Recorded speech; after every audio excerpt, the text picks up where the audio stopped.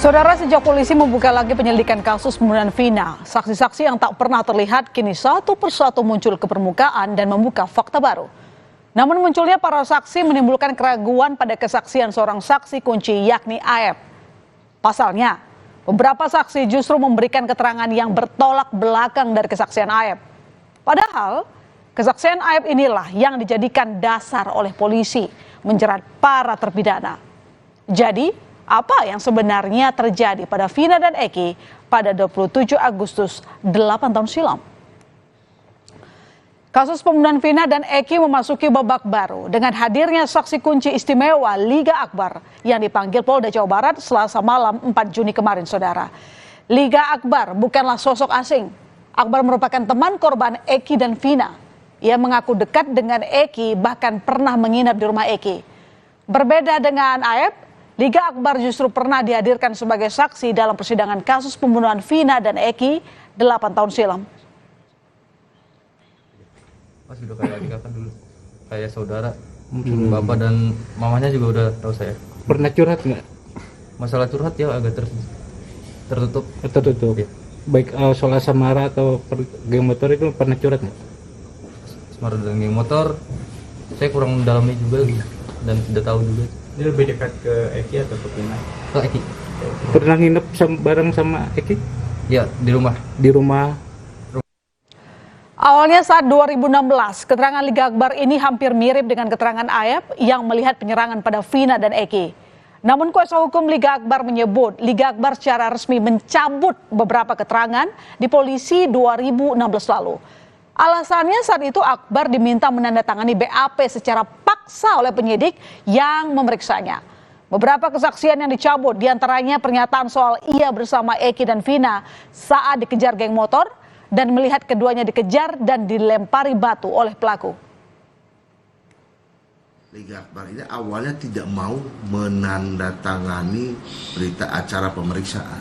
Waktu itu. Nah, cuman apa boleh buat? Ada sesuatu jadi dia menandatangani dan tidak paham kalau di pengadilan bisa dicabut. Ketidakpahaman lah, hal-hal yang sangat wajar lah, orang tidak tahu sehingga mengikuti apa yang alur di BAP.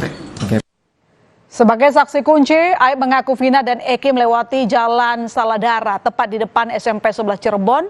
Segerombolan geng motor melempari dan memepet Eki dan Vina di malam hari 27 Agustus 2024 sekitar pukul 22 WIB, saudara. Aep melihat kejadian ini dari jarak kurang lebih 50 meter, tepatnya dari warung kopi dan fotokopi. Aep mengaku mengenali para pelaku dan DPO karena mereka kerap nongkrong di sebuah rumah di depan bengkel tempatnya bekerja. Aep bahkan memastikan sosok Peggy terlibat di dalamnya. Saya lagi di warung, terus ada pengendara motor yang berpakai seragam yang bertulisan XDC itu lewat, terus langsung dilempari batu. Tuh di situ dilempari batu, terus dikejar-kejar tuh, baru ketangkep. Tuh. Itu dia menanyakan apakah saudara kenal sama orang ini? Ya saya mengenalinya, cuman saya tidak tahu namanya. Gitu. Terus motornya apakah tahu motornya? Saya sebutkan ya saya tahu motornya apa, Smash gitu ya. Smash warna pink. Warga yang tinggal di sekitar lokasi kejadian pembunuhan Vina dan Eki membantah pernyataan Aep yang menyebut melihat ada warung tempat berkumpulnya anak-anak motor di depan tempat cucian mobil Aep bekerja pada tahun 2016. Menurut warga, saat malam lokasi sekitar pun sepi. Warungnya yang sebelah mana? Karena saya juga perokok aktif.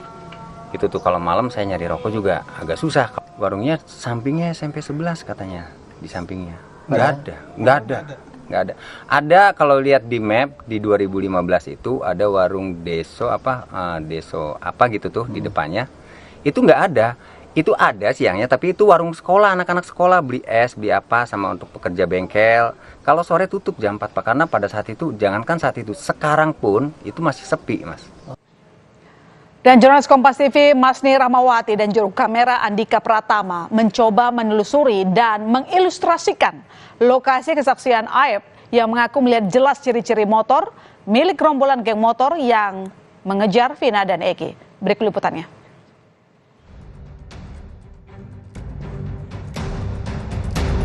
Pernyataan Aep yang mengaku melihat Vina dan Eki dikejar sekelompok orang dengan motor dari sebuah warung di dekat tempatnya bekerja menjadi awal penelusuran kami. Kami menelusuri warung yang dimaksud oleh Aep di sekitar Jalan Saladara, Cirebon.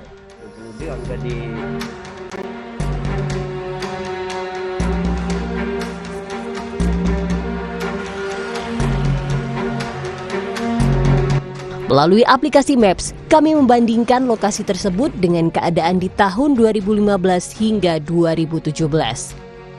Dari penemuan kami, hanya ada warung fotokopi di samping tempat cuci mobil motor dan tak ditemukan warung kopi.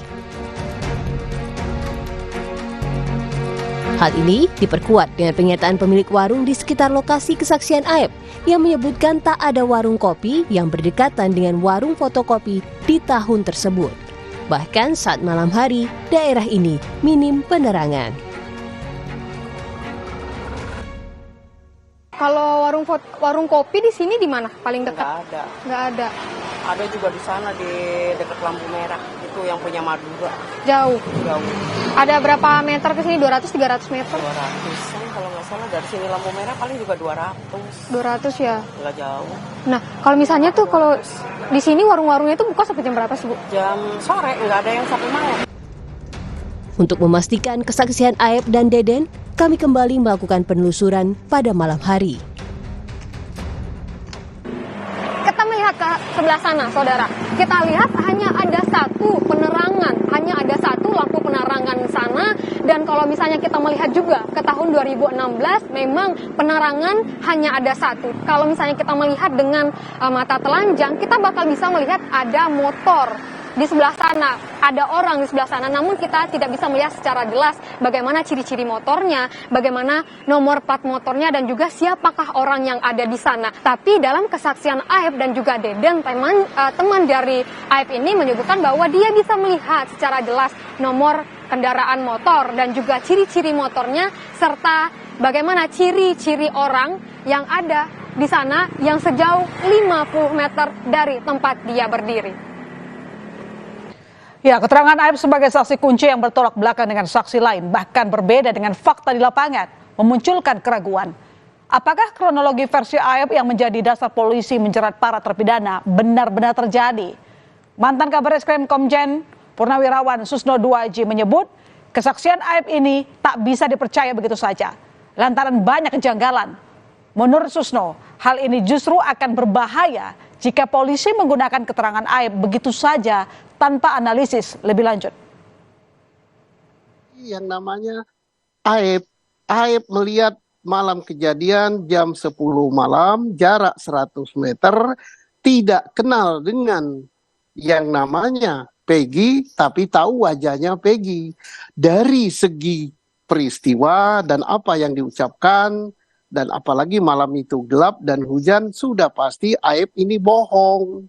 Ini bahaya sekali kalau berkas yang maju ke pengadilan, yang disidangkan, yang diputus sampai dengan hukuman seumur hidup adalah berkas berdasarkan rekonstruksi cara berpikirnya Aep.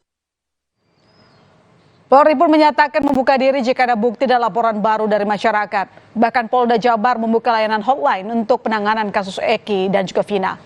Polri juga masih membuka kesempatan jika ada laporan masyarakat terkait dua nama yang pernah disebut sebagai DPO dengan disertai alat bukti sebagai penunjang proses penyidikan.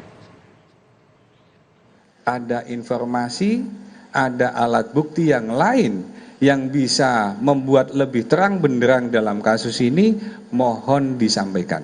Itu artinya bahwa kita membuka diri apabila memang ada informasi dan alat bukti lain yang bisa diberikan kepada kepolisian sebagai informasi tambahan untuk mengungkap kasus ini. Ya, dengan kemunculan saksi-saksi baru, harapannya benang khusus kasus pembunuhan Vina selama 8 tahun dapat segera terurai.